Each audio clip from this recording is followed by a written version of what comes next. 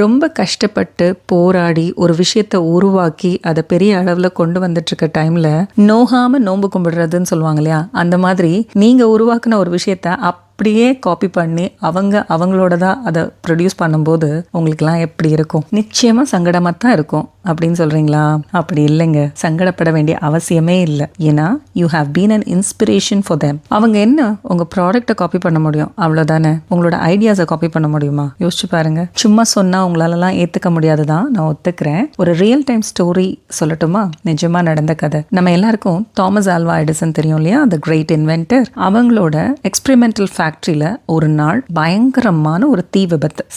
Millions worth of experiments, products, years of hard work எல்லாமே சில மணி நேரங்கள்ல அப்படி கண்ணுக்கு முன்னாடி கருகி காணாம போச்சு. சுத்தி இருந்த மக்கள் எல்லாம் எடிசன் மனம் உடைஞ்சு போயிருவாங்களே அப்படின்னு சொல்லி வருத்தப்பட்டுட்டு பார்த்துட்டு இருந்த நேரத்துல எடிசன் அந்த எரிஞ்சுக்கிட்டு இருக்க பில்டிங்க்கு முன்னாடி நின்று பையனை கூப்பிட்டு, போய் அம்மாவை கூட்டிட்டு வா, இந்த மாதிரி ஒரு தீயை இனியும் வாழ்நாளில் அவள் பார்க்க முடியாது, இது வரைக்கும் பார்த்துருக்கவும் மாட்டா, ஸோ இதை பார்க்கட்டும், அவளை கூட்டிட்டு வா அப்படின்னு சொல்லி சொன்னாங்களாம். மக்கள் அத்தனை பேரும் அவரோட இந்த ஆட்டிடியூடை பார்த்து ரொம்ப ஷாக் ஆகி நின்னாங்க. ஆனால் Edison the very next day he started to rebuild from the scratch. ஆனால் ஒரு சில வாரங்கள்லேயே நாம இன்னைக்கு பயன்படுத்திக்கிட்டு இருக்க அவரோட கண்டுபிடிப்புகளை உருவாக்கி சாதனை படைச்சார். பாருங்க, இதுல இருந்து நாம ஸ்ட்ராங்கா தெரிஞ்சுக்க வேண்டிய ஒரு விஷயம் என்னன்னா, நம்மளோட ப்ராடக்ட்ஸை, நம்ம வேலையை, நம்ம பணங்காசை, ஏன் நம்ம ஐடியாஸை கூட அவங்க திருடிட்டு தான் போட்டுமே, அதை தாண்டி அவங்களால என்ன பண்ணிட முடியும்? நம்மளோட அறிவை, நம்ம சிந்தனையை, நம்ம மனப்பக்குவத்தை,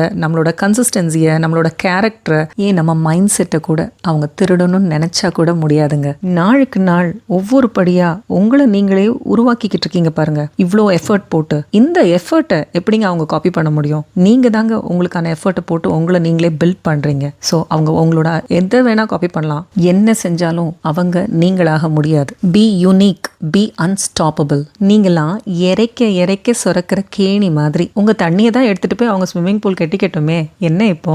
சின்ன வயசுல நம்ம படிச்சது தானங்க, they can steal your ideas but not your wisdom. அது மட்டும் இல்ல, இந்த ப்ராபபும் உங்களுக்கு ஞாபகம் இருக்கும்னு நினைக்கிறேன். wealth can be lost but wisdom remains.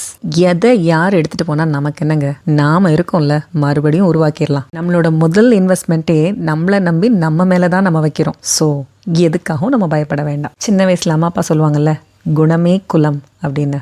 Character is your true identity. So அதை மட்டும் எதுக்காகவும் எப்பவும் மிஸ் பண்ணிடாதீங்க. பசின்னு வர்றவனுக்கு தட்டில் சோறு போட்டு மீன் குழம்பு ஊற்றி கொடுத்து சாப்பிடுன்னு சொல்கிறதையும் தாண்டி மீன் பிடிக்கவும் கற்றுக் கொடுக்குற குலத்துலேருந்து வந்தவங்க நம்ம. ஸோ நம்ம கிட்டேருந்து ஒரு விஷயத்தை கற்றுக்கிட்டு போகிறாங்கன்னா சந்தோஷப்படுவோம்.